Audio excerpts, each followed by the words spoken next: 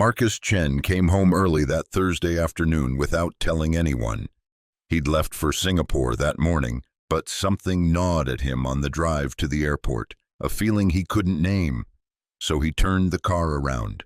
When he unlocked the front door of his Pacific Heights mansion, he stopped breathing. Music, not just any music. Classical piano, turned up loud, vibrating through the walls.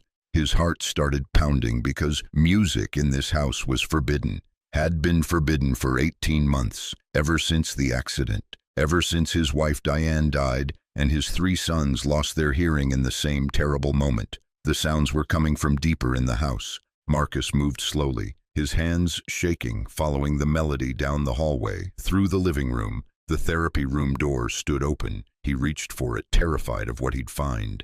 And when he looked inside, what he saw shattered every wall he'd built around his heart. Marcus Chen was a man who could solve anything. At 42, he'd built the 3rd largest cybersecurity firm in America. When Fortune 500 companies got hacked, they called him. His software protected governments, banks, hospital systems. His decisions moved millions, but none of that mattered anymore, because 18 months ago, on a Saturday morning in May, his wife Diane was driving their 7-year-old triplets to their soccer game. A drunk driver ran a red light at 60 miles per hour. Diane died on impact. The boys, Oliver, Nathan, Ethan, survived. Barely. Severe head trauma, all 3 of them. The neurologist at UCSF delivered the verdict with clinical precision: bilateral sensorineural hearing loss, profound and permanent. Both ears, all 3 boys. They'll never hear again, Mr. Chen. I'm very sorry.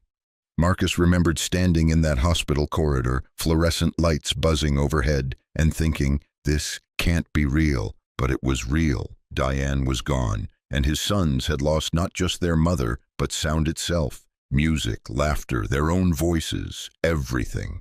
The boys came home to a mansion that had become a mausoleum. They moved through rooms like ghosts, silent, withdrawn, trapped inside their heads with grief and confusion they couldn't express. Marcus hired specialists, the best audiologists money could buy. Cochlear implant consultations. The boys weren't candidates. The damage was too extensive. Speech therapists, child psychologists, occupational therapists who specialized in deaf children. Nothing worked. The boys wouldn't engage, wouldn't try to learn sign language, wouldn't look at the visual aids. They just sat together on the window seat in their playroom, 3 small bodies pressed close, staring out at the Golden Gate Bridge, but seeing nothing. Marcus didn't know how to reach them. He was a man who solved problems with logic, with systems, with money. But grief and trauma and the sudden silence of childhood, those couldn't be debugged like code. So he did what broken men do. He threw himself into work, 18-hour days, international travel, board meetings and acquisitions and problems he actually knew how to fix. He told himself the boys needed time. He told himself the specialists would find a solution. He told himself he was doing his best. But the truth was simpler, more terrible. He was running. Then came the caregivers, 11 of them in 18 months. The first quit after 2 weeks, said watching silent children was too depressing. The second spent more time on Instagram than with his sons. Marcus fired her when he found her taking selfies in Diane's closet. The third seemed perfect until he discovered she'd been stealing Diane's jewelry. 6 pieces worth over $40,000 gone before he even noticed. After that, something broke inside Marcus. One caregiver accessed his financial accounts and disappeared with $12,000. Another sold information about his family to a tech gossip blog. Another left the boys alone for 3 hours while she met her boyfriend. Each betrayal carved away another piece of his ability to trust. So Marcus installed cameras everywhere, every room, every hallway, every corner. Motion sensors, live feeds. He watched the footage at night, rewinding, zooming, looking for the lie, the theft, the betrayal he knew was coming. Control became his only comfort. When Elena Morales walked through his front door 6 weeks ago, 31 years old, quiet, composed, Marcus didn't see a person. He saw the 12th failure waiting to happen. No improvising, he told her, not looking up from her background check. No bonding attempts, no deviation from the medical protocols. The audiologist and therapists have been very clear about the approach. Elena nodded. I understand. The boys are profoundly deaf, Marcus continued, his voice flat. They will never hear. The specialists have confirmed this repeatedly. Your job is to maintain their safety and follow the therapy schedules. Nothing more. Yes, sir. But Elena didn't understand. Or maybe she understood too well, because Elena didn't follow his rules. She brought music into a house where music was forbidden. She sang to boys who couldn't hear her voice. She did things the specialists never prescribed, things that made no medical sense. And Marcus watched it all through his cameras. At first, he watched to catch her making mistakes, to document the inevitable failure. Then he watched because he couldn't look away, because something was happening in that house, something small at first, something that made his chest feel strange and tight and terrified. His sons were changing. The mansion woke up the same way every morning, silent, not peaceful silence, the kind of silence that presses against your chest until you can't breathe. Marcus stood at the kitchen window, coffee growing cold in his hands, watching fog roll across the Golden Gate Bridge. The view was worth $12 million. He felt nothing looking at it. Behind him, down the long hallway that led to the therapy wing, he heard nothing. The boys would be awake by now. The morning nurse would be helping them dress, preparing them for another day of therapy sessions that accomplished nothing. Marcus used to rush to every sound in those early days. After they came home from the hospital, he'd watch them sleep, terrified something would go wrong. He'd try to communicate, to connect, to be the father they needed. Diane would have been better at this. She'd wanted children more than anything. 4 years of trying, 2 rounds of IVF. And when she finally got pregnant with triplets, she cried for 3 days straight. Happy tears. The kind that come when something you've wanted forever finally becomes real. Marcus remembered the nursery she designed. Soft blue walls, a mural of the night sky with constellations, 3 cribs arranged so the boys could see each other. That nursery sat empty now. The boys slept in modified rooms in the therapy wing, medical beds, safety equipment, monitors that tracked their vitals at night. The room with the starry ceiling had become storage for equipment they'd tried once and abandoned. Marcus set his coffee in the sink and walked toward his office. The hallway stretched long and cold. Family photos used to line these walls. Diane insisted on it. Houses need memories, she'd say. Otherwise, they're just buildings. Marcus had taken them down 6 months after she died. He couldn't pass her smile 20 times a day. Couldn't see the boys' faces from before, laughing, hearing, whole. The frames left faint outlines on the wallpaper, ghosts of a life that ended on a Saturday morning in May. Marcus pushed open his office door and sat at his desk. 4 monitors glowed on the wall. Therapy room, playroom, hallway, kitchen. There they were, his sons. Oliver sat in the corner with a puzzle he wasn't working on. Nathan stared at the fish tank, watching the colors move. Ethan's eyes were closed, his small body still. Elena moved between them, adjusting blankets, organizing therapy materials. Her movements were careful, gentle, like she understood these children were made of something fragile. Marcus watched her hands. 11 caregivers, 11 failures, 11 reasons to believe she would be no different. But she'd been here 6 weeks now. No complaints, no shortcuts, no suspicious phone calls or unexplained absences. Just quiet consistency. That's what worried him most. Elena had a routine. Every morning she arrived at the therapy room at exactly 7. She'd greet the night nurse, review the boys' sleep charts, then spend the first 10 minutes just sitting with them, not working, not following protocols, just present. Marcus noticed this through the cameras. It bothered him at first. He was paying her $30 an hour to work, not to sit. But then he realized something. She wasn't sitting idle. She was watching, learning, studying the way Oliver's hands moved when he was anxious, the way Nathan's breathing changed when he needed space, the way Ethan's eyes flickered when he was processing something internal. She was learning his sons in a way Marcus had stopped trying to. On her 5th morning, Elena brought a small portable speaker into the therapy room. She set it on the shelf and pressed play.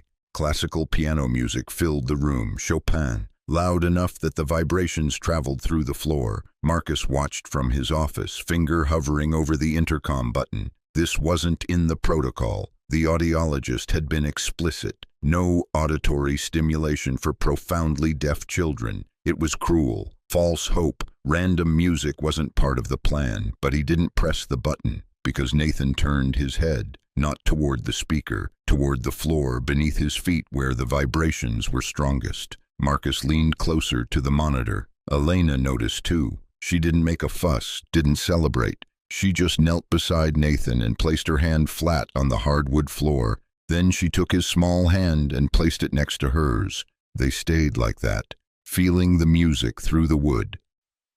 Oliver scooted closer, then Ethan, all 3 boys with their hands on the floor, eyes wide, feeling sound in a way they hadn't since the accident. Marcus's throat tightened. When was the last time he'd sat with his sons like that? When was the last time he'd just been present without an agenda, without reviewing therapy reports, or calculating specialist costs, or planning the next intervention? He couldn't remember. That afternoon, Marcus found himself walking toward the therapy room. He told himself he needed to check the equipment, ensure everything was properly maintained. But when he reached the door and heard Elena's voice inside, he stopped. She was reading, not a therapy manual or medical guide, a children's story, something about a boy who couldn't hear but could feel the ocean. Marcus peered through the crack in the door. The boys were arranged in a semicircle around her. She sat on the floor, the book open in her lap, but she wasn't just reading aloud, she was signing. Clear, fluid ASL that she somehow knew they wouldn't understand yet, but doing it anyway. Her hands moved through the story while her mouth formed the words. Oliver was watching her hands, actually watching. Nathan's fingers were trying to copy a simple sign. Ethan's eyes were open, fixed on her face. Marcus stepped back from the door. His chest felt strange, tight and loose at the same time. He walked back to his office without entering the room. That night, reviewing the footage, he watched her read that story 3 more times. Watched the way she exaggerated her signs so the boys could follow. Watched the way she paused to let them try. Watched his sons, watch her. Something was shifting in that house. Marcus could feel it like a change in air pressure before a storm. He just didn't trust it yet. Because hope, when you've buried it that deep, doesn't feel like relief. It feels like a trap. If you're enjoying this story so far, don't forget to hit the like button and subscribe. Drop a comment telling me where in the world you're watching from. I love hearing from you. Marcus couldn't stop watching. Every night after the house went dark, he'd sit in his office with the glow of monitors painting shadows across his face. He told himself it was responsibility, a father protecting his children from another betrayal. But that wasn't true anymore. He was watching because something was happening, something he didn't understand. Week 7. Elena had stopped following the protocol entirely. It started small, the music, the stories, things he could dismiss as harmless additions to her routine. But then it grew. One evening, Marcus pulled up the afternoon footage and nearly dropped his whiskey. Elena was on the floor with Oliver. She had a large piece of poster board covered in textured materials. Sandpaper, velvet, bubble wrap, silk.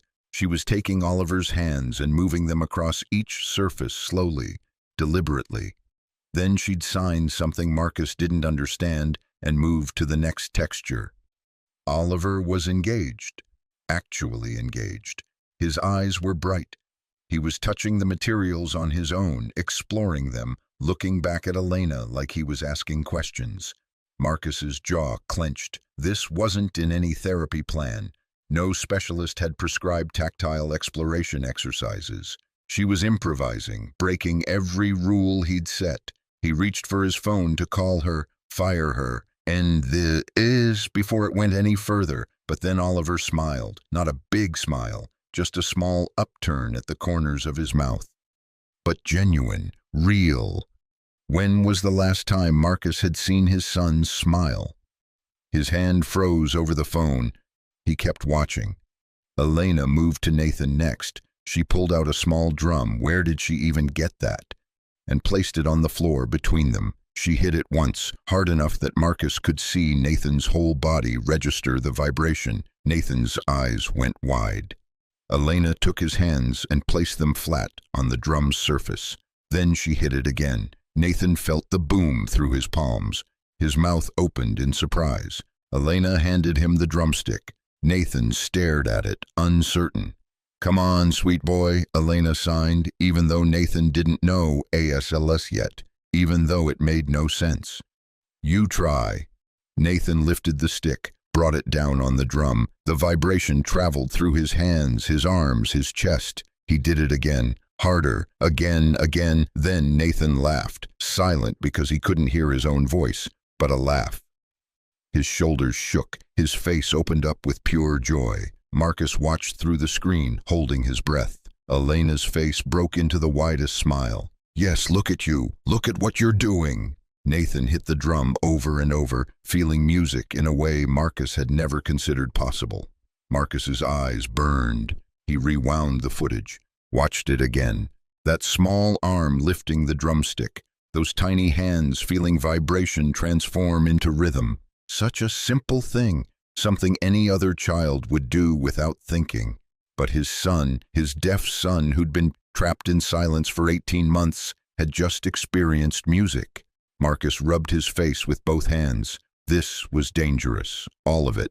Elena was giving his sons false hope, pushing them beyond what the doctors said was medically sound. When she failed, and she would fail, the disappointment would destroy them, destroy him. He should fire her tomorrow morning, first thing. But instead of drafting a termination email, Marcus pulled up more footage.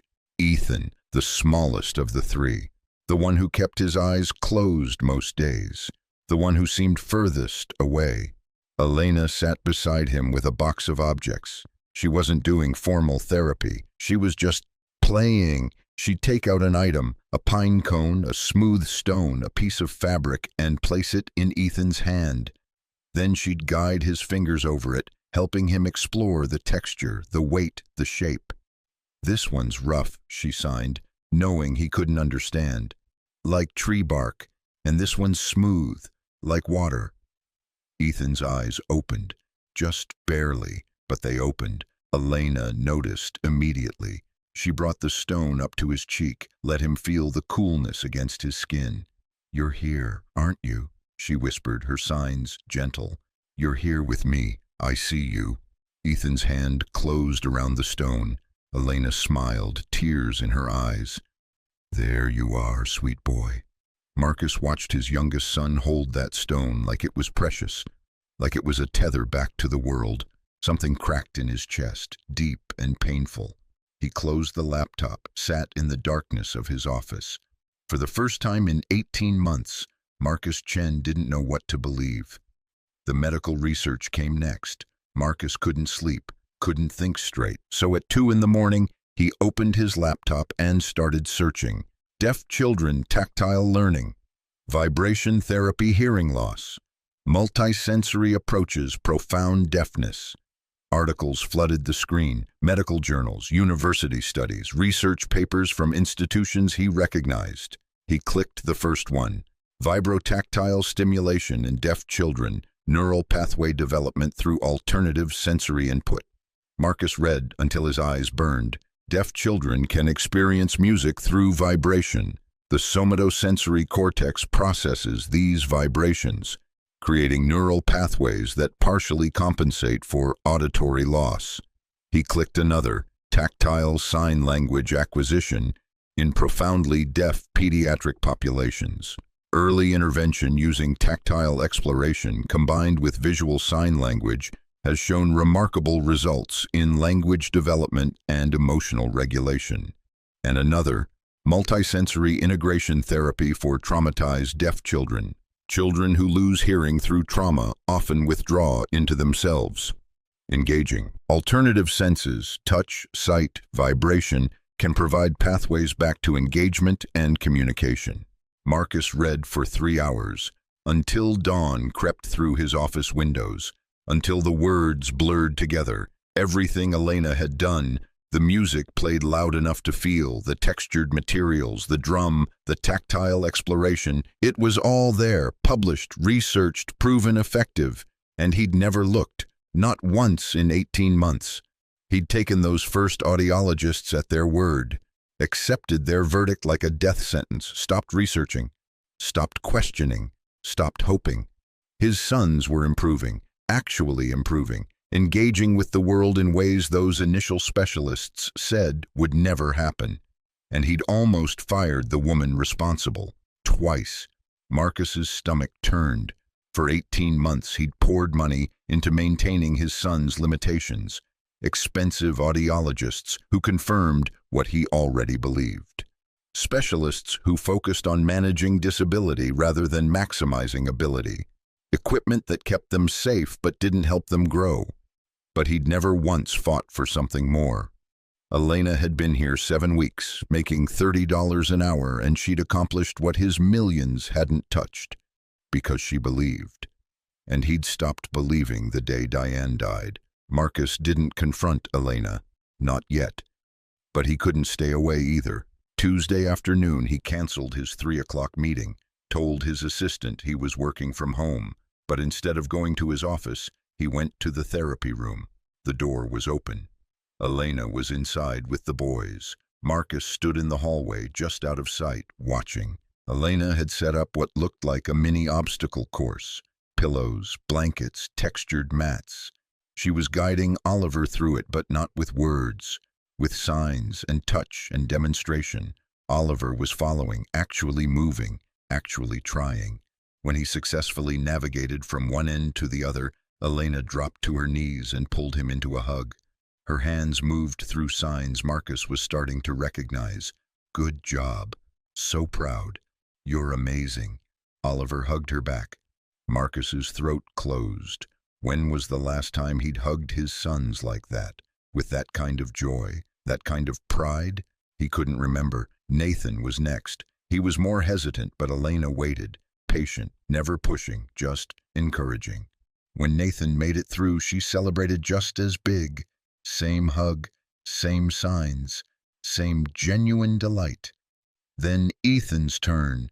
Ethan stood at the starting point, looking overwhelmed.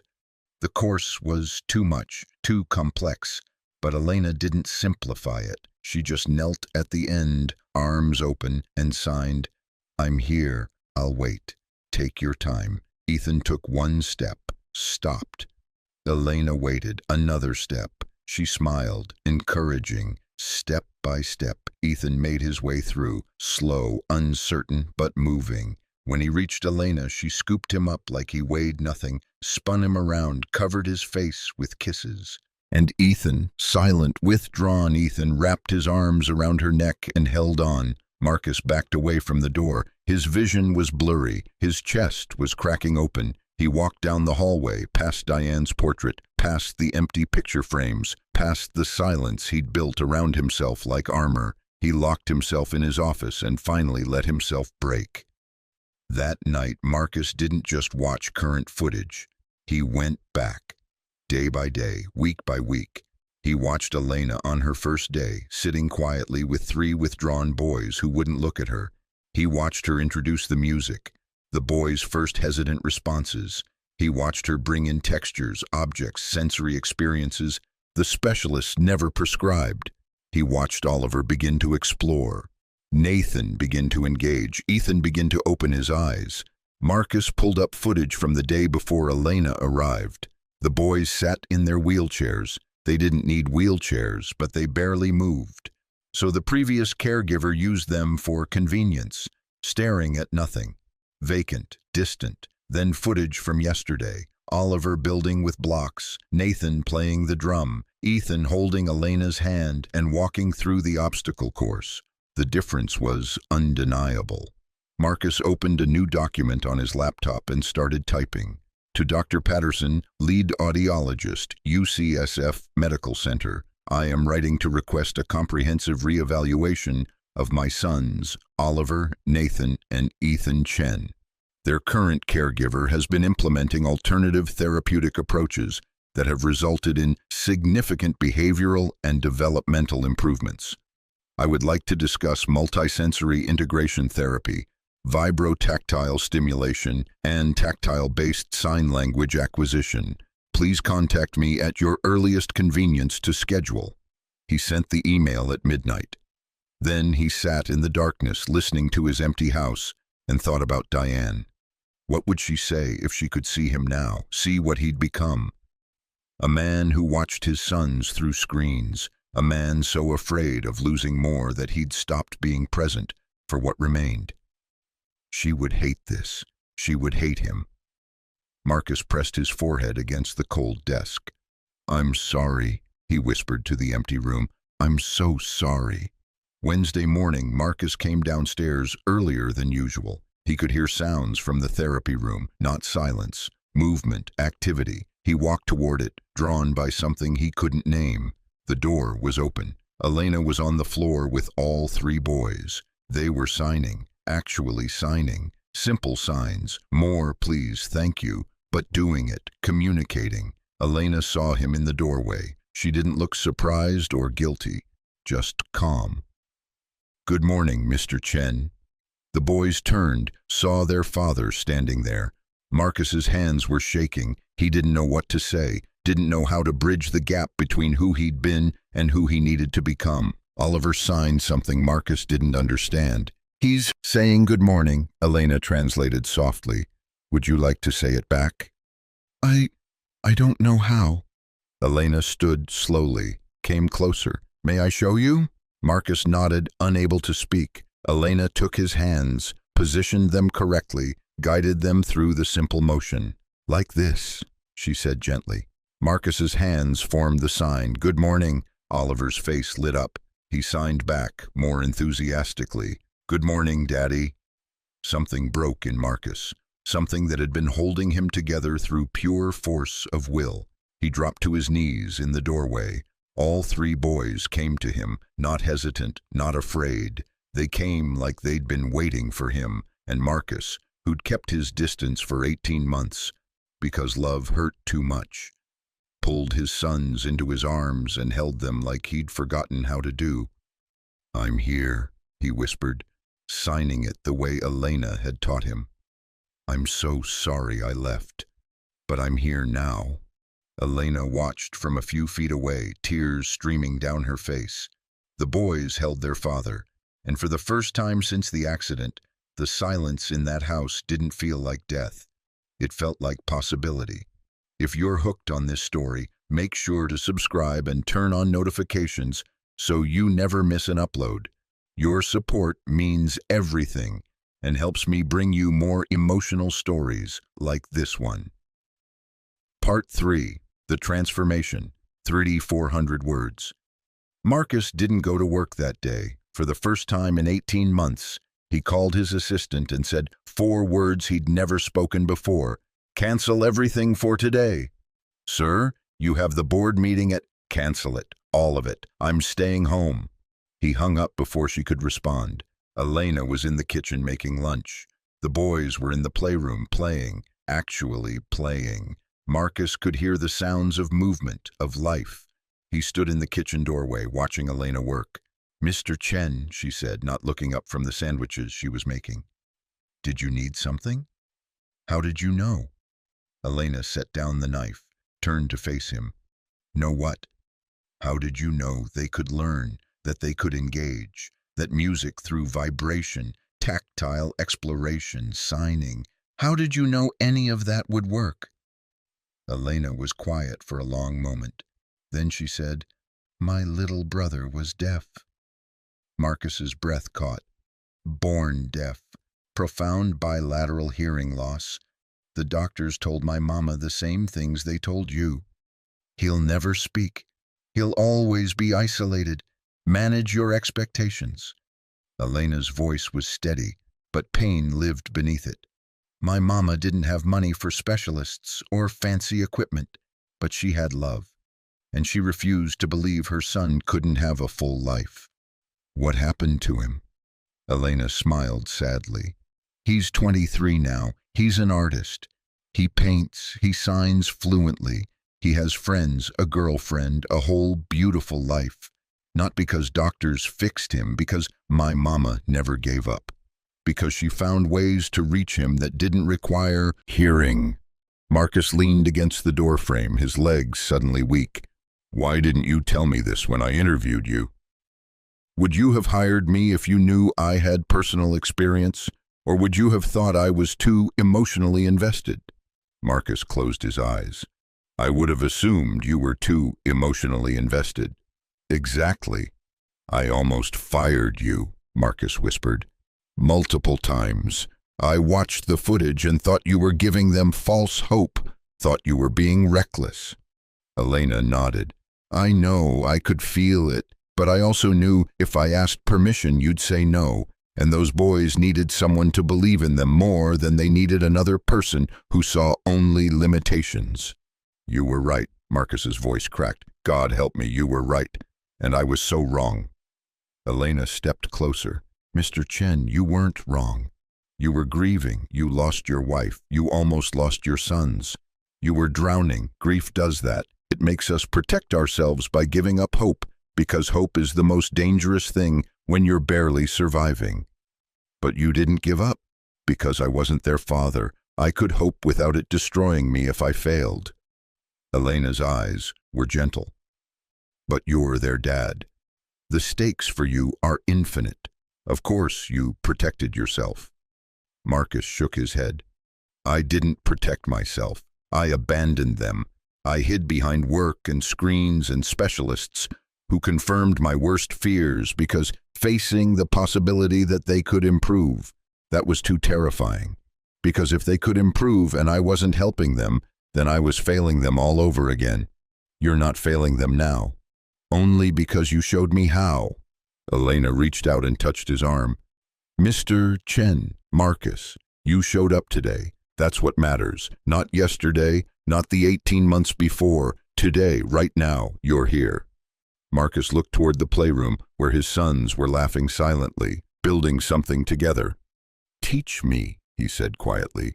"Everything you're doing, every sign, every technique, every single thing. I want to learn it all." Elena smiled. "Then let's start now." They spent the afternoon in the therapy room, just Marcus and Elena while the boys rested. Elena taught him basic ASL, the alphabet. Simple words. "I love you. I'm proud of you. You're safe." Marcus's hands felt clumsy, awkward. He'd built software that protected nations, but he couldn't make his fingers form simple signs without fumbling. "It's okay," Elena said patiently. "Learning a new language takes time. The boys are learning too. You'll learn together." "Show me the sign for 'I'm sorry,'" Elena demonstrated. Marcus copied it, his movements uncertain. "Why that one?" she asked gently. "Because I need them to know, I need them to understand that I'm sorry for disappearing, sorry for not being what they needed." "They're 7 years old, Marcus. They don't need apologies, they need presence. They need you to show up from now on." Marcus nodded, but his throat was too tight to speak. Elena pulled out her phone and showed him videos. Deaf children learning through vibration, tactile sign language methods, multi-sensory integration therapy in practice. "This is what the research shows," she said. "Deaf children aren't broken. They're just experiencing the world differently. And when we meet them where they are, when we give them tools that work with their abilities, instead of focusing on their disabilities, incredible things happen." Marcus watched video after video. Children who'd been diagnosed as profoundly deaf, learning to communicate, to engage, to thrive. Why didn't the audiologist tell me about any of this? Some of them don't know. Some of them are trained in a medical model that sees deafness as something to fix or manage, not as a different way of being. And some, Elena paused, some of them do know, but parents in crisis don't always hear suggestions that sound like false hope. Marcus thought back to those early appointments, the specialists laying out limitations. Had any of them mentioned alternative approaches? Had he been so deep in grief that he simply couldn't hear anything except confirmation that his sons were broken? He didn't know anymore. What else can we do? He asked. What else do they need? Elena smiled. Time, consistency, patience, and you. They need their father, not your money or your solutions. Just you, learning alongside them, showing them it's okay to communicate in a different way. I don't know how to do this, Marcus admitted. I don't know how to be present when everything in me wants to hide. Start small. Have lunch with them today. Really have lunch. Put your phone away. Sit with them. Try the signs I taught you, that's all. Just show up for one meal. Marcus took a shaky breath. One meal. I can do one meal. That's all any of us can do. One moment at a time. Lunch was the hardest thing Marcus had done in 18 months. He sat at the table with his 3 sons. Elena had made grilled cheese sandwiches and tomato soup. Simple food, the kind Diane used to make on rainy Saturdays. The boys watched him carefully, like they weren't sure if he was really there or if he'd disappear again. Marcus put his phone face down on the counter, out of reach. Then he looked at his sons, really looked at them. Oliver had Diane's eyes. Nathan had her smile. Ethan had her quiet way of observing everything. How had he forgotten that? How had he spent 18 months with them and forgotten to see their mother in their faces? Elena had set picture cards in front of each boy, simple images to help them communicate. More, please, thank you, all done. Oliver pointed to more and then at the sandwiches. Marcus's hands shook as he formed the sign Elena had taught him. More? You want more? Oliver's eyes went wide. He nodded enthusiastically and signed back, yes, please. Marcus felt something crack in his chest. He served Oliver another half sandwich and signed, here, you go. Oliver beamed at him. Nathan pointed to his soup bowl, then to the more card. Marcus signed the question. Nathan signed back. They were communicating, actually communicating, for the first time in 18 months. Ethan watched his brothers, then slowly, carefully, he pointed to the thank you card and looked at Marcus. Marcus's vision blurred. He signed, you're welcome, sweet boy. Ethan's face broke into a small, precious smile. They ate lunch together, Marcus fumbling through signs, the boys patient with his mistakes. Everyone trying, everyone present. When they finished, Nathan signed something Marcus didn't understand. He looked at Elena helplessly. He's asking if you're staying, she translated softly, or if you have to leave for work. Marcus looked at Nathan, at all 3 of his sons, watching him with hope and fear mixed together in their eyes. He signed slowly, checking with Elena to make sure he was doing it right. I'm staying. I'm here. Oliver signed, all day. Marcus nodded, signed, all day, I promise. All 3 boys climbed out of their chairs and rushed to him, 3 small bodies climbing into his lap, wrapping around him, holding him like they'd been waiting 18 months for permission to do this. And Marcus held them back, actually held them, not pulling away because it hurt too much, not protecting himself from the love that terrified him, just holding his sons. I'm here, he whispered, signing it against their small backs. I'm so sorry I left, but I'm here now and I'm not going anywhere. That evening, after the boys were in bed, Marcus found Elena in the kitchen cleaning up from dinner. Sit down, he said gently. Please, I need to talk to you. Elena dried her hands and sat at the kitchen table. Marcus sat across from her. I don't know how to thank you, he began. You gave my sons their lives back. You gave me my sons back, and his voice broke. I don't have words for what that means. You don't need to thank me. I love those boys. I know you do. I can see it. Marcus took a breath. That's why I need to ask you something. and I need you to think about it carefully before you answer." Elena waited. "I want to offer you a permanent position here, not as a caregiver, as part of our family." Marcus leaned forward. "I'll cover your education, any school you want. Berkeley has an excellent deaf education program. Stanford has one too. You choose, full tuition, and when you graduate, you come back here, live in the guest house, help me raise these boys, full salary, benefits, health insurance, everything." Elena's eyes filled with tears. "You've given us everything," Marcus continued. "Let me give you a future. Let me invest in you the way you invested in my sons, not as an employer, as family." "Marcus, I can't." "Yes, you can. You're already family. The boys love you, they trust you, and so do I." His voice cracked. "Please let me do this. Let me be part of something good instead of just hiring people and firing them when they fail." Elena wiped her eyes. "Why would you do this for me?" "Because you did it for us. Because my wife would have wanted this. Because those boys need you." Marcus paused. "Because I need you too. I can't do this alone. I don't know how to give them what they need, but you do, and together, maybe we can give them the life Diane wanted for them." Elena covered her face and cried. Years of struggle, of working 3 jobs, of believing she'd never be enough. And here was a man offering her not just opportunity, but home. "Are you sure?" she whispered. "I've never been more sure of anything." Elena looked up at him through tears. "Then yes, I'll stay." Marcus reached across the table and took her hands. "Welcome home, Elena." The next morning, Marcus woke up early. He didn't go to his office. Instead, he went to the therapy room where the boys were just waking up. Oliver saw him first. His face lit up. He signed, "Daddy, you're here." Marcus signed back, "I'm here. Good morning." Nathan and Ethan scrambled out of their beds and rushed to him.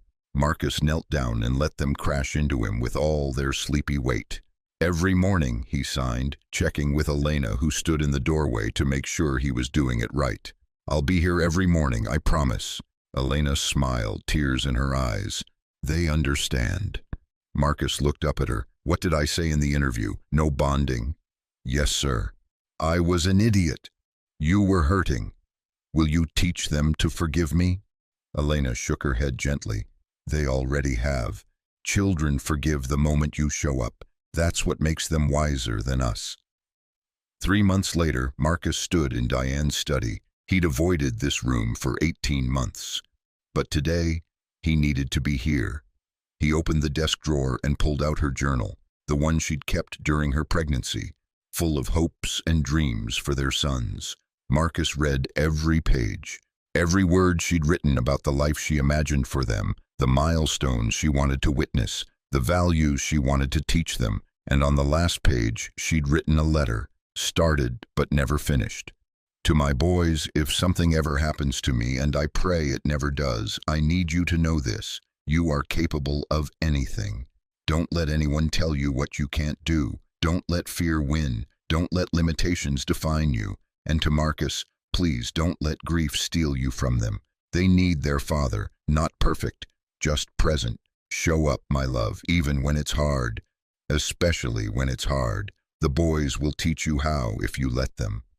The letter stopped there, unfinished. Marcus pulled out a pen, and on the next page he wrote, "Diane, I'm sorry it took me so long. I'm sorry I let fear win for 18 months. I'm sorry I almost missed watching our sons become who they're meant to be. But I'm showing up now, every day. Not perfectly, but present. You were right. They taught me how. And you sent us Elena. I know you did. Somehow. You knew we needed someone who would love them the way you would have. Someone who would refuse to give up. The boys are learning sign language. They're communicating. They're laughing again. They're alive in a way I thought we'd lost forever. They'll never hear your voice, but they feel your love every day, in the home you created, in the memories we keep alive, in the way I finally learned to show up. Thank you for our sons. Thank you for teaching me what matters. Thank you for loving me even when I was too broken to love myself. I'll take care of them, I promise, not by protecting them from the world, but by teaching them they can thrive in it. I love you. Always. Marcus. He closed the journal and set it back in the drawer. Then he walked downstairs to where his sons were having breakfast with Elena. Learning, growing, becoming. Oliver saw him and signed, "Daddy, come eat." Marcus signed back, "I'm coming." He sat at the table. Elena passed him coffee. The boys passed him toast. They ate together like a family.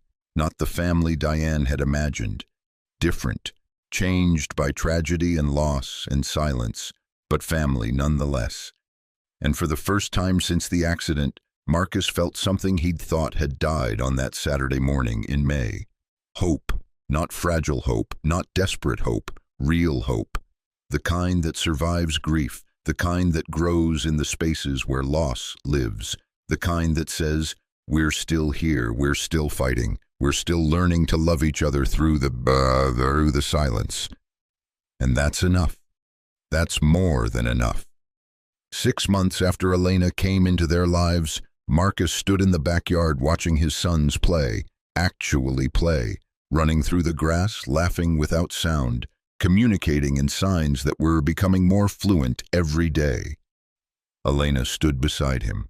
"They're going to be okay," she said softly, "because of you. Because we didn't give up on them." Marcus looked at this woman who'd saved his family. "I'm enrolling in ASL classes at Berkeley, evening program." Elena smiled. "That's wonderful. Will you help me practice?" "Every day." They watched the boys chase each other. 3 small bodies who'd spent 18 months trapped in silence, now free. "Marcus," Elena said. "Yeah?" "Your wife would be proud of you." Marcus's eyes filled. "You think so?" "I know so. You showed up. That's what she asked for. That's all she wanted." A butterfly landed on the fence near them. Bright yellow. Diane's favorite color. It sat there for a long moment, wings opening and closing in the afternoon sun. Then it flew away, and Marcus knew, the way you know things that can't be proven but feel true in your bones, that Diane was at peace, that she'd sent them Elena, that she was watching, that she knew they were going to be okay. "Thank you," he whispered to the sky, to his wife, to whatever grace had brought Elena to their door when they needed her most. The boys called to him in signs. "Daddy, come play." Marcus looked at Elena. She smiled and nodded toward the boys. So Marcus ran to his sons, actually ran, not watching from a distance, not hiding behind work, present, alive, there.